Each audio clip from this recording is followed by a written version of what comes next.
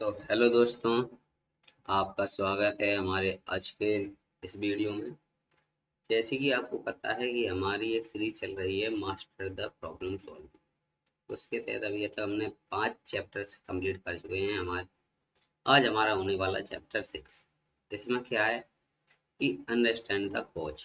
जो प्रॉब्लम में की जो मेन रूट कॉज है, उसे फाइंड कैसे करेंगे आप, उसी हम इस चैप्टर में समझेंगे। ठीक है, तो चलिए शुरू करते हैं। Finding the real reason behind the problem क्या है वो समझेंगे आज की वीडियो में। तो बने रहना लास्ट तक रहोगे तो समझ में आएगा कि कैसे आप किसी प्रॉब्लम की रूट कॉज को समझेंगे और उसे सही करेंगे। जब तक आप प्रॉब्लम की रूट कॉज तक, मतलब उसका जो मेन रीजन है प्रॉब्लम का, वो नहीं पता कर पाएंगे तो आप सॉल्व कैसे करेंगे। समझ में आ रहा है? जैसे एग्जाम्पल के लिए मैं आपको समझाता हूँ। जैसे मान लो बुखार है आपको, तो बुखार आपने दवाई ले ली, ठीक, आज आज सही हो गया, फिर कल दोबारा हो गया। फिर इसका कुछ रीजन तो होगा ना, क्यों बार बार हो रहा है। तो उसके पीछे का रीजन समझना है। ऐसे ही हम इस वीडियो में समझेंगे किसी भी प्रॉब्लम का जो रूट कॉज है उसे कैसे हम पहचानेंगे, क्या हो सकता है उसका रूट कॉज। ठीक है, तो चलिए शुरू करते हैं। अब फर्स्ट स्टेप क्या होगा किसी भी रूट कॉज को समझने के लिए? तो किसी भी प्रॉब्लम को सॉल्व करने के पहले ये समझना जरूरी है कि वो एक्चुअली रीजन क्या है, उसका प्रॉब्लम का रीजन क्या है, क्यों ये राई हो रही है हमारे सामने प्रॉब्लम।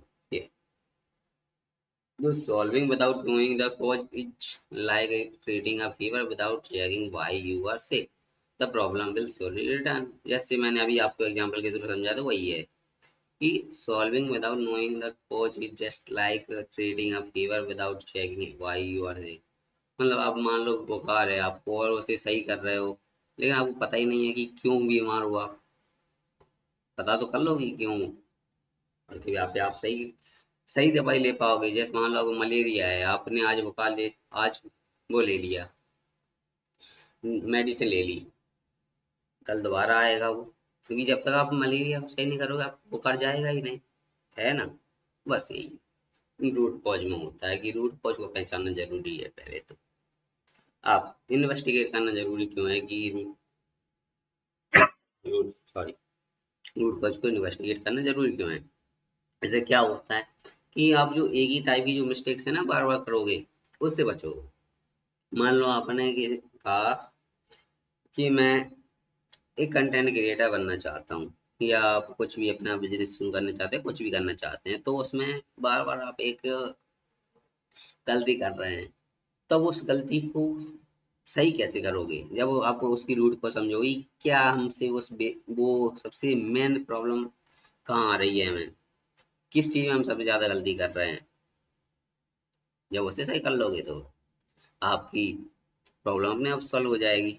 दूसरा, सुपीरियर फिक्सेस। आपको ये क्या करता है, क्रिएटिव और परमानेंट सॉल्यूशन देता है। क्या, जब आपको रूट कॉज पता चल जाता है तो उसके ब्याह पे आप एक परमानेंट सॉल्यूशन ढूंढ पाते हैं कि इसका एक परमानेंट सॉल्यूशन ये है, जैसे कर लिया तो वो अपने आप सही हो जाएगी। ठीक है, और इससे रिसोर्स भी बचते हैं आपके। आपके जो वैल्यूएबल टाइम है, आप बार बार एक चीज को सही करने में टाइम लगा रहे हो, फिर वो पैदा हो जा रही है। तो बार बार टाइम लगाने से अच्छा है कि उसका रूट को समझ लो और सही कर लो। तो बार बार तो आपको टाइम नहीं लगाना पड़ेगा ना।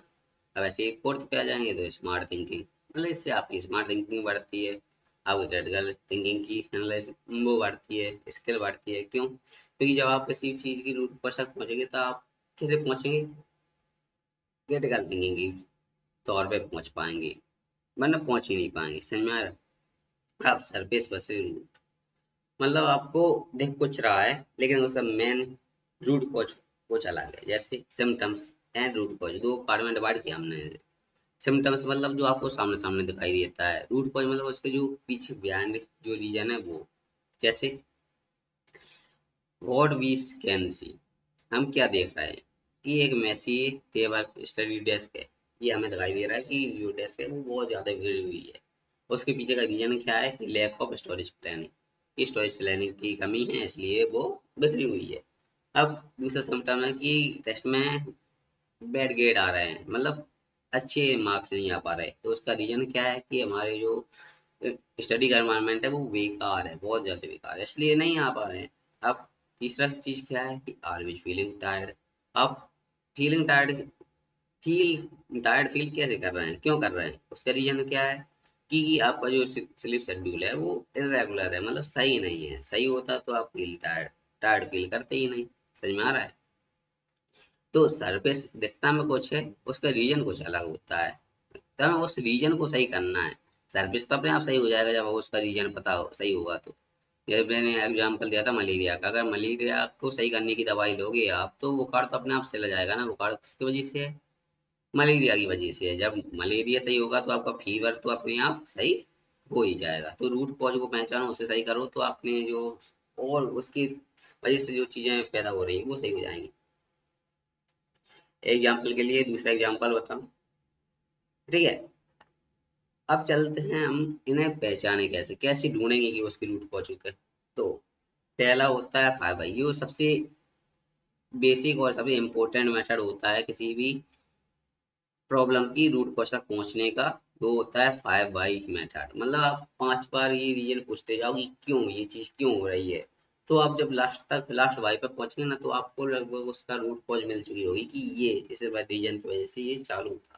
मैं आपको ये और अच्छे तरीके से भी एक्सप्लेन करूंगा, ठीक है? अभी तो बस मैंने एक नॉर्मली समझाया है कि 5 बाई होता क्या है, कि आप बार बार क्वेश्चन पूछते जाओगे ये क्यों हो रहा है। जैसे आपको मैंने कहा था मैसेज है, तो आपने पूछा क्यों है, तो आपको समझ में आया कि हमारे पास लेबलिंग की कमी है। लेबलिंग क्यों नहीं हुई? क्योंकि हमने खरीदा नहीं, लेबलिंग के लिए हमारे पास पैसे नहीं थे, या कुछ भी टाइम नहीं था। अब टाइम क्यों नहीं था? क्योंकि हमारे पास ये हमारा जो डेली रूटीन है वो सही नहीं है। तो ऐसे ऐसे आप जाओगे तो आपको सारे लास्ट में जाके जो रूट कॉज होगी वो पता चल जाएगी। रूट कॉज पता है वो चलेगी, वो सही करोगे तो धीमे धीमे ऊपर की जो चीजें हैं वो अपने आप सही हो जाएंगी, ठीक है? अब एक दूसरा मेथड है, दूसरा टूल है जो है वो फिशबोन मैप। ये क्या होता है? आपने सीआईडी या कुछ ऐसे इन्वेस्टिगेशन वाले वो देखे हैं प्रोग्राम्स, सीरियल्स देखे होंगे, ड्रामास। तो उनमें क्या होता है, आपने देखा होगा कि वो एक डॉट से कई चीजें कनेक्टेड रखते हैं नहीं रखते? तो वो जो मेन डॉट है ना, उनसे वो सब चीजें कनेक्टेड है। ऐसे ही आपको करना है कि आपको हर पॉसिबल कॉज को ढूंढना है इस स्ट्रक्चर डायग्राम में, कि इसकी क्या क्या पॉसिबल कॉज हो सकते हैं, किस रीजन से ये चीज अराइज हो रही होगी। उन सबको पहचानो, उन सबको सही कर दो, अपने आप आपकी चीज सही हो जाएगी, खत्म बात। ओपन डायलॉग, मतलब चीजों को अपने दोस्तों के साथ, फैमिली मेंबर्स के साथ, और सबसे इम्पोर्टेंट एआई के साथ। अगर आपके पास फ्रेंड्स नहीं है, फैमिली मेंबर्स नहीं है, वो आपकी मदद नहीं कर पा रहे, तो आपके पास एआई है। एआई को अपना दोस्त बना लो, ठीक है? अभी जब तक एआई आपका दोस्त बनेगा, आपके बहुत ज्यादा इम्पोर्टेंट रोल प्ले करेगा, ठीक है? उससे अपने जो भी वो हैं आइडियाज हैं वो शेयर करो, उससे पूछो, उससे कहो कि और क्या सही हो सकता है इसमें, तो आपको सजेस्ट करेगा। और फैमिली मेंबर्स हैं, दोस्त हैं, सबसे पूछिए, ठीक है? इससे आप उसके रूट कॉज तक और पहुंच पाएंगे और अच्छे से उसे सॉल्व कर पाएंगे। अब लास्ट ऑप्शन आता है हमारे पास, यह लास्ट चीज आती है ऑब्जर्वेशन। ऑब्जर्वेशन में क्या होता है, हमें उसके पैटर्न्स को देखना होता है कि एक जो चीज है बार बार क्यों रिपीट हो रही है, क्यों बार बार वो लौट लौट के आ रही है। कुछ रीजंस दोगे तो आप जब ऑब्जर्व करोगे आप उस चीज को, तो आप फिर उसके रूट कॉज तक पहुंचने की कोशिश कर पाओगे। समझ में आ रहा है ना? ये रीजन है। अब मैंने आपको जो फोर टूल्स बताए, इन चारों का यूज जब आप एक साथ करोगे ना, तब आप किसी भी प्रॉब्लम के रूट कॉज तक पहुंच जाओगे बहुत आराम से, ठीक है? और मेन रूट कॉज तक पहुंचोगे। आप चलिए, अब मैंने अभी बताया था 5 बाई मेथड, उसे मैंने कहा था मैं अच्छे तरीके से एक्सप्लेन करूंगा, तो चलिए शुरू करते हैं मेसी डेस्क के एक एग्जांपल से। जैसे मैंने आपसे कहा था कि एक मेसी डेस्क का एग्जांपल लेते हैं। क्या है इसमें? आपने देखा कि डेस्क बहुत मैसी है, तो पहले आपने पूछा क्यों है, तो समझ में आया कि no storage boxes on the desk, जो डेस्क है उस पर स्टोरेज बॉक्सेस नहीं है, इसलिए है। अब दूसरा क्या आया फिर हमारे सामने कि क्यों नहीं है स्टोरेज बॉक्सेस, क्यों नहीं है? तो आपने कहा कि हमने जो आइटम्स है उन्हें कभी ऑर्गेनाइज ही नहीं किया। तब हमने हमारे सामने फिर क्वेश्चन आया क्यों ऑर्गेनाइज नहीं किया? मैंने क्या कहा, वाई करते जाओ, क्यों नहीं हो रहा, कि ये क्यों नहीं हो पा रहा। तो आपने पूछा कि क्यों ये आइटम्स ऑर्गेनाइज नहीं हो पा रहे हैं, कभी नहीं कर पाए, क्योंकि हमारे पास एक ऑर्गेनाइजेशन की प्लानिंग नहीं है। प्लानिंग क्यों नहीं है? क्योंकि हमारी जो मैनेजमेंट स्किल्स है वो बेकार है।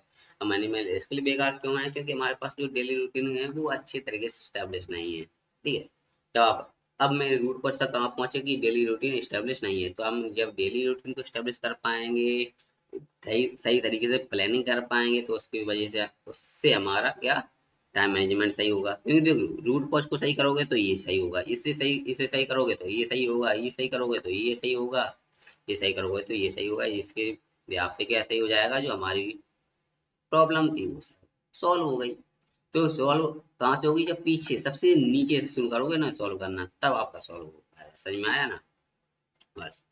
तो रूट कॉज क्या हुआ? Lack of planning and routine. उसी की भी आप पे तो उसकी वजह से ही तो आपका वो नहीं हो पा रहा था, प्रॉब्लम सॉल्व नहीं हो पा रही थी। आपने एक बार मान लो कर भी ली उसे, सही से रख दी किताब, पर दोबारा फैल जाएंगे क्योंकि आपके स्टोरेज बॉक्सेस ही नहीं है। आप बॉक्सेस नहीं है तो आप बगल में रखोगे, बगल में रखोगे, उठाओगे फिर वही रख दोगे, तो बार बार में ऐसा होगा। और स्टोरेज बॉक्सेस क्यों नहीं होंगे? तो ऑर्गेनाइजेशन की पावर नहीं होगी तो स्टोरेज बॉक्सेस भी नहीं होंगे आपके पास। और ऑर्गेनाइजेशन कब नहीं हो पाएगी? जब आपके पास एक ऑर्गेनाइजेशन की प्लानिंग ही नहीं होगी। और ऑर्गेनाइजेशन की प्लानिंग कब नहीं होगी? जब आपके पास टाइम मैनेजमेंट की स्किल नहीं होगी। ठीक है, और टाइम मैनेजमेंट स्किल क्या क्यों नहीं है? क्योंकि अब आपके पास ना डेली रूटीन है, ना आपने एक ढंग की प्लानिंग की है। अगर ये आपने की होती तो आपके पास टाइम मैनेजमेंट की भी स्किल होती, और एक अच्छी ऑर्गेनाइजेशन की प्लानिंग भी होती। ठीक है, और टीम और आइटम को आप ऑर्गेनाइज भी कर पाते, और आपके जो आपके पास जो डेस्क पर स्टोरेज बॉक्स हैं वो भी होते, तो वजह से आपकी डेस्क भी बहुत अच्छी लगती। अब चलिए होमवर्क स्ट्रेस। मान लीजिए आपको लगता है कि यार होमवर्क करने में प्रॉब्लम आती है, यार होमवर्क भूल जाता हूँ, तो रीजन क्या है उसकी? तो उसके मेन पहुंच में पहला है मोबाइल फोन डिस्ट्रैक्शन, कि आप मोबाइल में बहुत ज्यादा डिस्ट्रैक्ट हो जाते हैं। आप जब भी होमवर्क करने जाते हैं तो मोबाइल चलाने लगते हैं, या उसे टीवी देखते देखते होमवर्क करते हैं, या करते ही नहीं, कर ही नहीं पाते और भूल जाते हैं। या हम जो स्ट्रिक्ट डेडलाइन है वो भूल जाते हैं, कि मैंने कहा कि यार आज होमवर्क करना है, लेकिन हमने जो डेडलाइन बनाई तो भूल गए।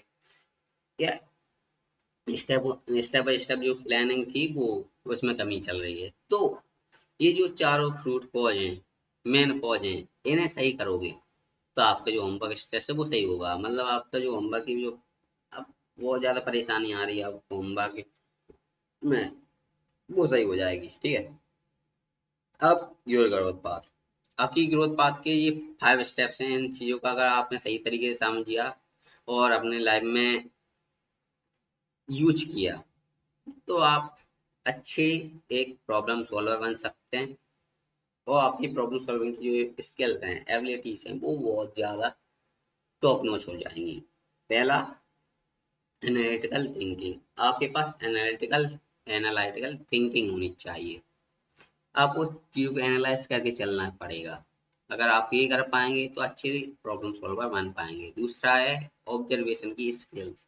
आपके पास ऑब्जर्वेशन की स्किल्स होनी चाहिए, आप चीजों को ऑब्जर्व करने की पावर होनी चाहिए। मैंने सेकंड चैप्टर में समझाया था कि ऑब्जर्वेशन की पावर बहुत ज्यादा इंपॉर्टेंट होती है प्रॉब्लम को सॉल्व करने के लिए। जब तक आप प्रॉब्लम सॉल्व करने के में ऑब्जर्वेशन का यूज नहीं करोगे, अपने आसपास ऑब्जर्वेशन के थ्रू प्रॉब्लम सही से समझोगे नहीं, तो आप उसे सॉल्व भी नहीं कर पाओगे।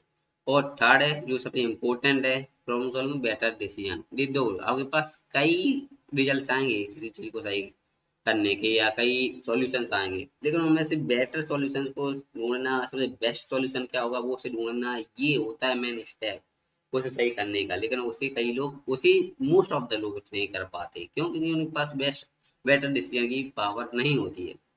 यही फोर्थ पे आता है क्रिटिकल थिंक लॉजिक।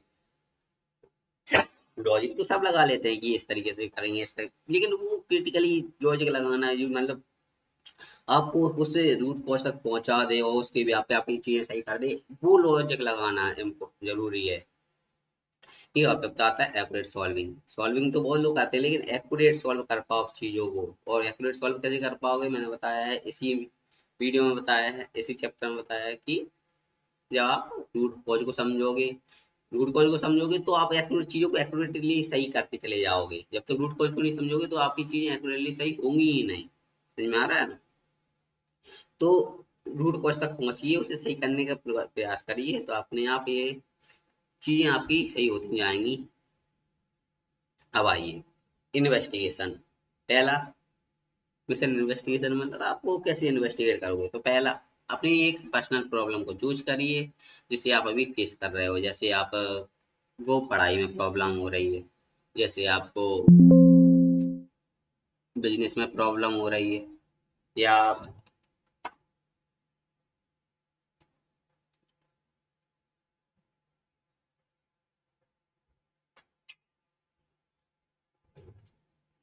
या कोई भी दूसरी प्रॉब्लम, जैसे मान लो आपका जो स्टडी शेड्यूल है वो सही नहीं है, कुछ भी डेली रूटीन सही नहीं है, वो कुछ भी, वो से एक को चूज करिए। अब अप्लाई कीजिए 5 बाई मेथड को, और ड्रिल डाउन डीप तक जाइए, मतलब बिल्कुल रूट कॉज तक जाइए, उसके पूछिए क्यों नहीं हो पा रहा। जैसे अब मैंने आपको एग्जांपल के थ्रू बताया था कि मान लो बिजनेस नहीं चल रहा, तो क्यों नहीं चल रहा है बिजनेस, आपने क्या गलती की, कि क्या पता आपने बिजनेस ही सही तरीके से स्टेब्लिश ना कर पाया हो। अब उसने कि आपने नेमिंग राइट सही ना कर पाई हो, या आपने अच्छे तरीके से ऑडियंस ही ना पहचान पाई हो, और ये ठीक है, कुछ भी रीजन हो सकते हैं। तो उसके ब्याह पे आप ये पूछोगे कि क्यों ऑडियंस अच्छी, हमें मैंने ऑडियंस ढंग से क्यों नहीं वो कर पाई, ढूंढ पाई, तो उसका रीजन मिलेगा। क्या पता हम ऑडियंस तक पहुंच ही ना पाए हों, ऑडियंस हमें समझ ही ना पा रही हो, उन्हें समझाने के लिए बताने के लिए। फिर आप अगर ठीक है, तो ऐसे आप 5 क्वेश्चन पूछते आएंगे कि हमें ऑडियंस क्यों नहीं पहचान पा रही, तो उसका फिर आपको रीजन मिलेगा कि क्या पता हमारे जो प्रोडक्ट है वो समझ में ना आ रहा हो। अब प्रोडक्ट समझ में क्यों नहीं आ रहा होगा, क्योंकि क्या पता हमने अच्छे तरीके से अपनी प्रोडक्ट की वो एडवर्टाइज है वो ढंग से नहीं कर पा रहे हो। ठीक है, अब सब आप प्रोडक्ट की सही एडवर्टाइज करोगे तो लोग उससे उस तक पहुंचेंगे, पहचानेंगे, उसे समझेंगे, तो ऐसे ऐसे आपका बिजनेस ग्रो करेगा। तो क्या बताया मैंने कि प्रॉब्लम की रूट कॉज तक पहुंचिए, फिर उसे रूट कॉज को सही करिए, तो ताकि अपने आप जो प्रॉब्लम्स है वो अपने आप सही होती जाएंगी। अब एनालाइज। अब 5 बाई के थ्रू आप एनालाइज करेंगे चीजों को और सही करेंगे। अब डिस्कवर क्या, अब दो तीन रूट कॉज डिस्कवर करिए। जैसे मैंने अभी एग्जाम्पल बताया था आपको बिजनेस का, पहला तो आपको बताया कि आपको ऑडियंस सही नहीं मिल पा रही है, आपको जो कस्टमर्स हैं वो सही से नहीं मिल पा रहे हैं। दूसरा रीजन क्या हो सकता है कि हो सकता है कि आपने बिजनेस ही गलत चूज किया हो, आपको उस बिजनेस में कुछ बहुत ज्यादा अपना वो नहीं कर पा रहे हो, आप लोगों को इंगेज नहीं कर पा रहे हो उस बिजनेस के थ्रू। क्योंकि जब आप लोगों में आप अपनी नीड जनरेट नहीं करोगे तब तक लोग आपस से जुड़ेंगे नहीं। तो बस ये है कि आप नीड जनरेट नहीं कर पा रहे हो लोगों में। आप फिर ये पता चलेगा नीड जनरेट क्यों नहीं कर पा रहे, क्योंकि ये उन्हें इस चीज की नहीं है, या बता नहीं पा रहे हो उन्हें क्यों ये जरूर क्यों लेना चाहिए प्रोडक्ट। तो दूसरा पता रीजन पता चला कि क्यों नहीं चल रहा है बिजनेस, तो ऐसे होता है। या नेमिंग, आपने जो बिजनेस है उसकी नेमिंग सही नहीं की, कुछ भी हो सकता है। अब आप अपने बिजनेस के थ्रू समझेंगे, अगर कोई बिजनेस चल रहा है तो वो समझ जाएगा कि कैसे हुआ। और ऐसे ही अगर आपको मैंने कहा डेली रूटीन सही नहीं है, तो उसके भी ये पता होंगे आपको क्यों नहीं हो रहा सही। ऐसे ही पूछते जाइए क्यों नहीं हो रहा, रूट कॉज तक पहुंचिए, तो उसके थ्रू जब वो रूट कॉज तक आप पहुंच पाओ तो उसके थ्रू सही करिए। देखो ये व्यक्ति के पर्सनली तौर पर बता रहा हूँ मैं, वो कैसे पहुंचेगा इस तक, क्योंकि मैं आपकी प्रॉब्लम को यहाँ बैठे तो नहीं समझ पाऊंगा ना कि आपकी प्रॉब्लम क्या है। तो ये आपको पूछना है, आपके अंदर ही आपको पता है ये प्रॉब्लम इस तरीके से हो रही है। तो ये पर्सनल प्रॉब्लम्स हैं। Share, discuss your finding with a friend और फैमिली मेंबर्स। जो भी आपने सॉल्यूशंस फाइंड किए हैं उन्हें अपने फ्रेंड्स और फैमिली मेंबर्स के साथ शेयर करिए। ठीक है, जिससे वो आपको और अच्छे सॉल्यूशन सजेस्ट कर पाए, जो भी कमी है वो सजेस्ट कर पाए। और मैंने कहा था एआई के साथ भी सजेस्ट वो करिए, शेयर करिए, इससे वो भी आपको बहुत अच्छे से आपको सजेस्ट कर पाएगा कि आपको ने क्या गलती की, क्या गलती नहीं की, आप क्या और अच्छा से कर सकते थे। ठीक है, बस इतना। आप लास्ट आता है कि थिंक अबाउट इट, इसके बारे में सोचिए आप। मैं आपको कुछ 3-4 मैंने पॉइंट दिए हैं, इनके बारे में आपको सोचना है और अपने कमेंट सेक्शन में बताना है। ये आपके लिए पहला, what is the main difference between the symptoms and cause. मैंने आपको ये समझा चुका हूँ इस वीडियो में, सिम्टम्स और कॉज में क्या अंतर है, तो ये बताना है।